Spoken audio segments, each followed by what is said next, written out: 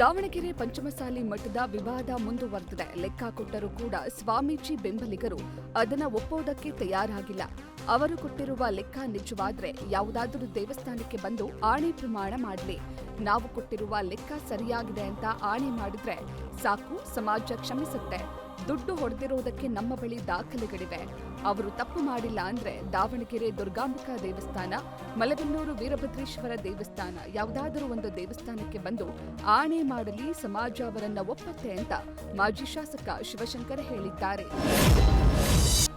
ಬೇರು ಬಿಸಿಲಿಗೆ ಚಿಕ್ಕಮಗಳೂರಿನ ದೇವನಹಳ್ಳಿ ಗ್ರಾಮಸ್ಥರು ನೀರಿಗಾಗಿ ಪರದಾಡುತ್ತಿದ್ದಾರೆ. ಇದು ಕಡೂರು ತಾಲೂಕಿನ ಕೊನೆಯ ಗ್ರಾಮವಾಗಿದ್ದು, ಇಲ್ಲಿನ ನಿವಾಸಿಗಳು ನಿತ್ಯವೂ ಹನಿ ನೀರಿಗಾಗಿ ಅಲೆಯುವ ಪರಿಸ್ಥಿತಿ ನಿರ್ಮಾಣವಾಗಿದೆ. ಮಹಿಳೆಯರು ಮತ್ತು ಮಕ್ಕಳು ದಿನನಿತ್ಯದ ಬಳಕೆಗೆ ನೀರನ್ನು ಸಂಗ್ರಹಿಸಲು ಹರಸಾಹಸ ಪಟ್ಟಿದ್ದು, ಗ್ರಾಮಸ್ಥರ ಜೀವನ ಅಕ್ಷರಶಃ ದುಸ್ತರವಾಗಿದೆ. ರಣಬಿಸಿಲಿಗೆ ಹೈರಾಣಾದ ಮಂಡ್ಯ ಜನತೆ ವರುಣ ದೇವನ ಮೊರೆ ಹೋಗಿದ್ದಾರೆ. ಮಂಡ್ಯದ ಶ್ರೀರಂಗಪಟ್ಟಣದ ತಾಲೂಕಿನ ಅರಕೆರೆ ಸೇರಿದಂತೆ ಹಲವು ಗ್ರಾಮಸ್ಥರು ಮಳೆಗಾಗಿ ಕಪ್ಪೆ ಮತ್ತು ಕಲ್ಲಿನ ಬಸವನನ್ನ ಹೊತ್ತು ವಿಶೇಷ ಪ್ರಾರ್ಥನೆ ಮಾಡಿದ್ದಾರೆ.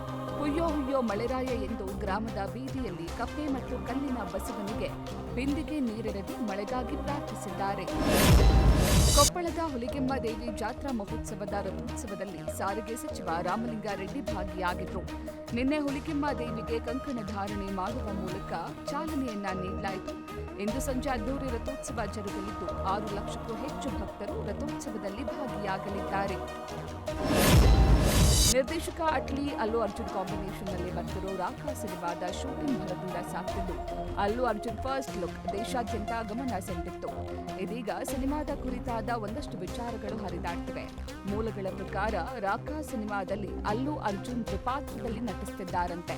ಈಗಾಗಲೇ ಬಿಡುಗಡೆಯಾಗಿರೋ ಫಸ್ಟ್ ಲುಕ್ ವಿಲನ್ ಶೇಡ್ ಪಾತ್ರವಾಗಿದ್ದು, ಈ ಸಿನಿಮಾದಲ್ಲಿ ಅಲ್ಲು ಅರ್ಜುನ್ ಹೀರೋ ಆಗಿಯೂ ವಿಲನ್ ಆಗಿಯೂ ನಟಿಸ್ತಾ ಇದ್ದು, ಅಭಿಮಾನಿಗಳಿಗೆ ಭರಪೂರ ಮನರಂಜನೆ ಇರಲಿದೆ ಎನ್ನಲಾಗುತ್ತದೆ. ಪಿಆರ್ಇಡಿ ಕಚೇರಿಯಲ್ಲೇ ಅಧಿಕಾರಿಗಳು ಎಣ್ಣೆ ಪಾರ್ಟಿ ಮಾಡಿರೋ ವಿಡಿಯೋ ವೈರಲ್ ಆಗಿದೆ. ರಾಯಚೂರು ಜಿಲ್ಲೆ ಲಿಂಗಸಗೂರು ತಾಲೂಕಿನ ಸಹಾಯಕ ಕಾರ್ಯನಿರ್ವಾಹಕ ಅಭಿಯಂತರ ಕಾರ್ಯಾಲಯದಲ್ಲಿ 15ಕ್ಕೂ ಹೆಚ್ಚು ಸಿಬ್ಬಂದಿ ಪಾರ್ಟಿಗಾಗಿ ಕಚೇರಿಯನ್ನೇ ದುರ್ಬಳಕೆ ಮಾಡಿಕೊಂಡಿದ್ದಾರೆ. ಬೆಳ್ತಂಗಡಿ ಪೊಲೀಸರು ಕಾರ್ಯಾಚರಣೆ ನಡೆಸಿ ಅಕ್ರಮ ಕಟ್ಟಡದ ಒಳಗೆ ನಡೀತಾ ಇದ್ದ ವೇಶ್ಯಾವಾಟಿಕೆ ದಂಧೆಯನ್ನ ಬಯಲು ಮಾಡಿದ್ದಾರೆ. ಬೆಳ್ತಂಗಡಿ ನಗರ ಪಂಚಾಯತ್ ವ್ಯಾಪ್ತಿಯ ಕೆಇಬಿ ಕಚೇರಿ ಪಕ್ಕದಲ್ಲಿ ಸರ್ಕಾರಿ ಜಾಗದಲ್ಲಿರುವ ಕ್ಯಾಂಟೀನ್ ಒಳಗೆ ವೇಶ್ಯಾವಾಟಿಕೆ ದಂಧೆ ನಡೆಸಲಾಗ್ತಾ ಇತ್ತು. ಖಚಿತ ಮಾಹಿತಿ ಮೇರೆಗೆ ಪೊಲೀಸರು ದಾಳಿ ನಡೆಸಿದ್ದು, ಓರ್ವ ಯುವತಿಯನ್ನ ರಕ್ಷಿಸಿದ್ದಾರೆ, 3 ಬಂಧಿಸಿದ್ದಾರೆ. ಗಾಯಕ, ಸಂಗೀತ ನಿರ್ದೇಶಕನಾಗಿ ಗಮನ ಸೆಳೆದಿರೋ ನವೀನ್ ಸಜ್ಜು ಇದೀಗ ನಾಯಕನಾಗಿ ಅದೃಷ್ಟ ಪರೀಕ್ಷೆಗೆ ಮುಂದಾಗಿದ್ದಾರೆ. ನವೀನ್ ಹೀರೋ ಆಗಿ ನಟಿಸ್ತಾ ಇರೋ ಲೋ ನವೀನ ಸಿನಿಮಾದ ಟ್ರೈಲರ್ ಬಿಡುಗಡೆಯಾಗಿದ್ದು, ಪಾಸಿಟಿವ್ ರೆಸ್ಪಾನ್ಸ್ ಸಿಕ್ಕಿದೆ. ಅಪ್ಪಟ ಮಂಡ್ಯ ಗ್ರಾಮೀಣ ಸೊಗಡಿನ ಸಿನಿಮಾವಾಗಿದ್ದು, ನವೀನ್ ನಾಯಕನಾಗಿ ಗೆಲ್ಲೋ ಸೂಚನೆ ಕೊಟ್ಟಿದ್ದಾರೆ.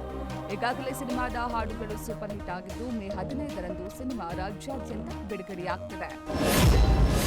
ಸಂದೀಪ್ ರೆಡ್ಡಿ ವಂಗ ನಿರ್ದೇಶನದ ಸ್ಪಿರಿಟ್ ಸಿನಿಮಾದ 4ನೇ ಹಂತದ ಚಿತ್ರೀಕರಣ ನಾಳೆಯಿಂದ ಶುರುವಾಗಲಿದೆ. ಈ ಸ್ಕೆಡ್ಯೂಲ್ನಲ್ಲಿ ಫೈಟ್ ಸೀಕ್ವೆನ್ಸ್ ಚಿತ್ರೀಕರಣವಿದ್ದು, ಈ ಸೀಕ್ವೆನ್ಸ್ನಲ್ಲಿ ಭಾರೀ ರಿಹರ್ಸಲ್ ನಡೆಸಲಾಗಿದೆ. ಪ್ರಭಾಸ್ ಮತ್ತು ವಿವೇಕ್ ಒಬೆರಾಯ್ ನಡುವೆ ಈ ಫೈಟ್ ನಡೆಯಲಿದ್ದು, ಇದೇ ಫೈಟ್ನಲ್ಲಿ 100 ಫೈಟರ್ಗಳ ವಿರುದ್ಧ ಪ್ರಭಾಸ್ ಸೆಣಸಾಡಲಿದ್ದಾರೆ.